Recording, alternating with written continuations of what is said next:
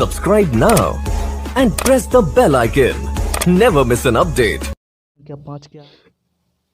प्रश्न संख्या 5 में बताया गया कि जांच कीजिए कि क्या किसी प्राकृतिक संख्या n के लिए संख्या 6 की पावर n अंक जो है 0 पर समाप्त हो सकती है या नहीं। तो देखिएगा, इसमें जांच करना है कि कोई प्राकृतिक संख्या जो है n वो 6 की पावर n, यानी कि यदि हम लोग 6 की पावर n में कोई भी नंबर को, नेचुरल नंबर को बढ़ाते चले जाएं, उसका क्या अंतिम अंक 0 मिलेगा या नहीं। यदि मिलता है तो चेक करते हैं आपको। जैसे 6 की पावर n, तो n क्या है, तो n जो है नेचुरल नंबर है।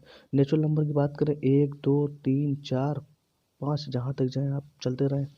तो 6 की पावर यहाँ सपोज दैट मैंने 1 लिया, तो 6 की पावर 1, अंतिम अंक मुझे क्या मिला, 0 ही मिला। 6 की पावर यदि हम 2 लेते हैं तो यहाँ इसका अंतिम अंक क्या मिलेगा, 36, सॉरी 6 का वर्ग हो जाएगा 36, और 36 में 6 जो अंतिम अंक है वो भी आपका 6 मिला।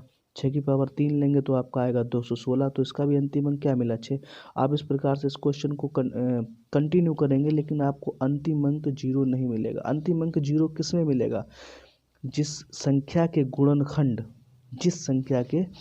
गुणनखंड आपको 2 गुणे 5 मिल जाए, यानी कि शांत वाली क्राइटेरिया में जाते हैं तो ये आपका अंतिम अंक 0 दे देंगे। 2 5 6 10, यानी कि मिनिमम आपको 2 में गुणा 5 एक बार तो चाहिए।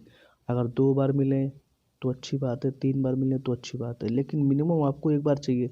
तो अगर हम लोग देखते हैं 6 के गुणनखंड में, तो 6 के गुणनखंड में आपको 2 में गुणा 3 मिलेगा, लेकिन आपको 2 में गुणा 5 नहीं मिल रहा है। तो इसलिए यहाँ पर लिख देना है आपका परिणाम।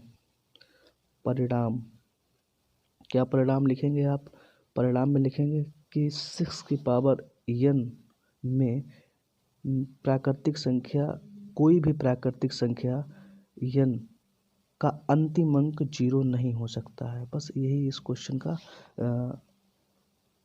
हल है। तो यहाँ लिख देना 6 की पावर n के लिए, 6 की पावर n के लिए कोई भी प्राकृतिक संख्या, कोई भी प्राकृतिक संख्या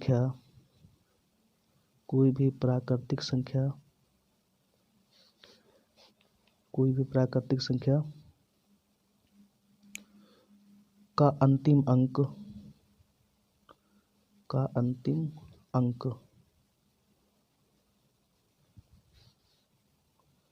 0 नहीं हो सकता, 0 नहीं हो सकता। यहाँ और अगर और बढ़ाना चाहे तो और भी बढ़ा दें, क्योंकि 6 के गुणनखंड जो है वो 2 में गुणे 3 है। यहाँ लिख देना है, क्योंकि 6 के गुणनखंड जो है आपके 6 के गुणनखंड 2 में गुणे 3 है। बस इस क्वेश्चन को आप इतना ही रखें। 6 पर चलते हैं। प्रश्न संख्या 6 में क्या कहा गया है कि व्याख्या कीजिए 7 में गुणे 11 गुणे 13 प्लस 13 और 7 में गुणे 6 में गुणे 5 में गुणे 4 में गुणे 3 में गुणे 2 में गुणे 1 प्लस 5 भाज्य संख्याएं क्यों है। तो ठीक है, देखते हैं क्या है इसका। संख्या 6, व्याख्या कीजिए कि 7 में गुणा 11 में गुणे 13 प्लस 13 और 7 में गुणे 6 गुणे 5 गुणे 4 गुणे 3 गुणे 2 गुणे 1 प्लस 5 भाज्य संख्याएं क्यों हैं। तो सबसे पहले तो जानते हैं कि भाज्य संख्याएं, इसमें पूछा गया कि भाज्य संख्याएं क्यों हैं। तो भाज्य और अभाज्य दो तरीके की संख्याएं यहाँ पर डिस्कस करते हैं कि भाज्य संख्याएं क्या होती हैं और अभाज्य क्या होती हैं। तो भाज्य संख्याएं वह संख्याएं होती हैं जो, यानी कि अगर कोई नंबर दे दिया गया, सपोज दैट हमने नंबर ले लिया यहाँ पर 8, ठीक है ना। अब 8 के हमने कह दिया, मैंने बोला कि गुणनखंड करना है, तो 8 के लिए आप गुणनखंड करते हैं तो 2 चाकू 8 और 2 दूना 4, सही ना, 2 एकन 2, ये मिल गए, ठीक है ना। तो यानी कहने का मतलब है 8 जो है वो 2 चाकू 8, इससे भी कट जाएगा, ठीक है ना। और ये इसका गुणनखंड क्या होगा, 8 एकन 8 हो जाएगा, ठीक है ना। इस तरीके से इसमें आपको जो संख्याएं मिल रही हैं वो कितनी मिल रही हैं, 2 2 4। और अभाज्य संख्या की अगर बात करें तो अभाज्य संख्या, जैसे कि मैंने कहा कि 7 एक अभाज्य संख्या है, तो यदि हम लोग 7 के गुणनखंड करते हैं, ठीक है ना, तो 7 एकन 7, ठीक है ना, और 1 एकन 1, तो इसके गुणनखंड में क्या मिले, 7 में गुणा 1। तो ये है भाज्य और ये है अभाज्य। तो भाज्य और अभाज्य में कितना अंतर है, तो अभाज्य संख्या वह संख्याएं होती है जिसमें गुणनखंड की जो संख्या है वो निश्चित है, यानी कि एक तो वह संख्या खुद होगी, ठीक है ना, और एक एक्स्ट्रा होगा, यानी कि 7 में गुणा 1। तो यानी कि अभाज्य संख्या में गुणनखंडों की संख्या 2 होती है और भाज्य संख्या में गुणनखंडों की जो संख्या है वो 2 से अधिक होती है। ठीक है ना, आप देख सकते हैं। तो इसे हम लोग बोल सकते हैं कि भाज्य है और ये क्या है, अभाज्य है। ठीक है ना।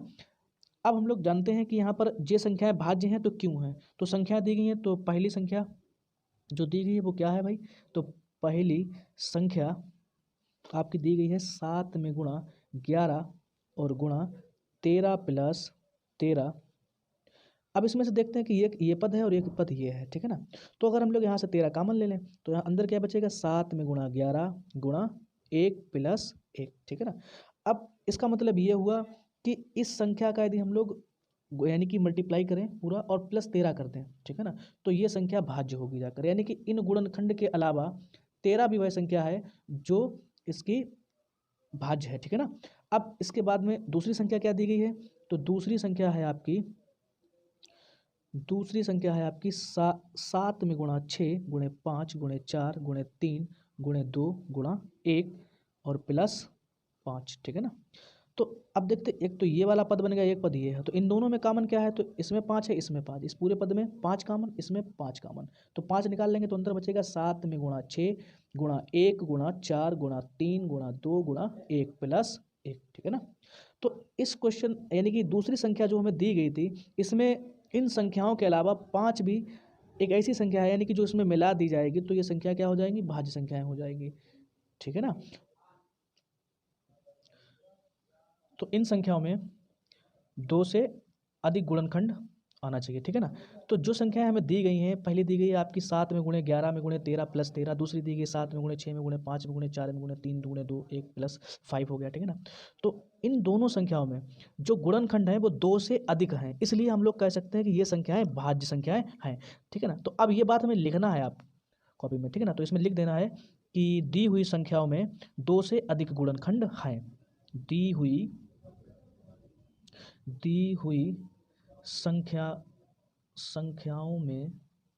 संख्याओं में 2 से अधिक गुणनखंड हैं, 2 से अधिक गुणनखंड हैं, 2 से अधिक गुणनखंड हैं। ठीक है ना। इसलिए ये संख्याएं भाज्य हैं, इसलिए ये संख्याएं भाज्य हैं। इस तरीके से क्वेश्चन नंबर यानी कि प्रश्न संख्या 6 को हम लोग कंप्लीट कर चुके हैं। अब आइए देखते हैं प्रश्न संख्या 7 को। संख्या 7 में क्या बताया गया है, किसी खेल के मैदान के चारों ओर एक वृत्ताकार पथ है। इस मैदान का एक चक्कर लगाने में सोनिया को 18 मिनट लगते हैं, जबकि इस मैदान का एक चक्कर लगाने में रवि को 12 मिनट लगते हैं। मान लीजिए कि वे दोनों एक ही स्थान और एक ही समय पर चलना प्रारंभ करके एक ही दिशा में चलते हैं। कितने समय बाद वे पुनः प्रारंभिक स्थान पर मिलेंगे। ठीक है। तो इस क्वेश्चन में ये बताया गया कि 2 लोग हैं, एक रवि है और एक सोनिया है, तो किसी वृत्ताकार मैदान में चक्कर लगा रहे हैं और एक ही समय पर और एक ही जगह से चलना प्रारंभ करते हैं। तो बताया गया है कि जबकि इस मैदान को एक चक्कर लगाने में रवि को 12 मिनट लगते हैं और सोनिया को कितने लगते हैं, 18 मिनट लगते हैं। कितने समय बाद वे पुनः प्रारंभिक स्थान पर आ जाएंगे। यानी कि पहले राउंड की ही बात हो रही है यहाँ पर। अगर बात करें कितने समय बाद वे पुनः प्रारंभिक स्थान पर आ जाएंगे, तो राउंड जैसे कि सर्कल आपका, इस सर्कल में ये आपका यहाँ पर चक्कर लगाने के लिए सोनिया और रवि हैं, तो एक समय में दोनों को दौड़ाया गया, तो कितने समय बाद वे पुनः प्रारंभिक स्थान पर आ जाएंगे। राउंड लगाने के क्या, तुम आप पूरे दिन दौड़ते रहें, कोई दिक्कत नहीं उससे है। तो इस प्रकार से वो जब ज़्यादा चक्कर लगाने की बात होगी तो वहाँ पर अधिकतम संख्या यानी एचसीएफ की बात होगी, तो यहाँ पर पुनः प्रारंभिक स्थान पर मिलेंगे। यानी इस क्वेश्चन में यही इसकी पकड़ है। तो यानी कि हमें न्यूनतम समय पूछा गया है, तो हमें यहाँ पर एलसीएम निकाल के चलना है। तो ठीक है, जो रवि है, रवि को कितने मिनट लगते हैं, तो रवि को में लगा समय यहाँ लिख देंगे। रवि को पहले क्वेश्चन नंबर 7 डाल देते हैं। रवि को मैदान का चक्कर लगाने में लगा समय बराबर, रवि को मैदान का चक्कर लगाने में लगा समय बराबर लगा समय कितना है, 12 मिनट लग रहे हैं। सोनिया को मैदान का चक्कर लगाने में जो समय लगेगा वो आपको कितना लगेगा, 18 मिनट।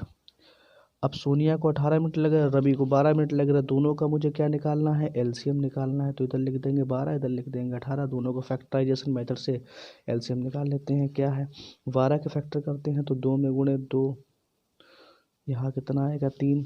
18 के फैक्टर करते हैं तो 2 9 बनेगा तो 3 3, सही है। अब दोनों का एलसीएम कितना आएगा, तो एलसीएम जो है आपका, मैंने बताया था एलसीएम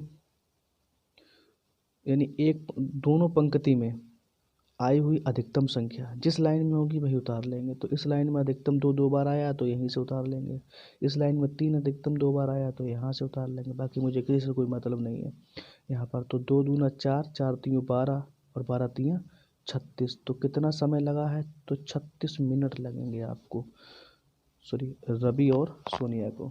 ठीक है, तो प्रश्नावली 1.2 के हमने सभी प्रश्न को हल कर लिया है। अब अगले वीडियो में आपको प्रश्नावली 1.3 बहुत अच्छी तरीके से समझाते हुए चलेंगे। इस तरीके से प्रश्नावली 1.2 हमने कंप्लीट कर ली है। प्रश्नावली 1.3 आपको अगले वीडियो में मिलेगी। हाँ, और आप का यदि प्रश्नावली 1.1 या 1.2 में कोई भी डाउट है तो आप कमेंट सेक्शन में डालकर आप मुझसे पूछ सकते हैं। और प्लीज़ चैनल को लाइक, सब्सक्राइब और शेयर करें, जिससे आगे वीडियो भी आपको मिलती रहें कंटिन्यू। क्लास 10, 12 और कंपटीशन एग्ज़ाम सभी की वीडियो मिलेगी आप सभी लोगों को।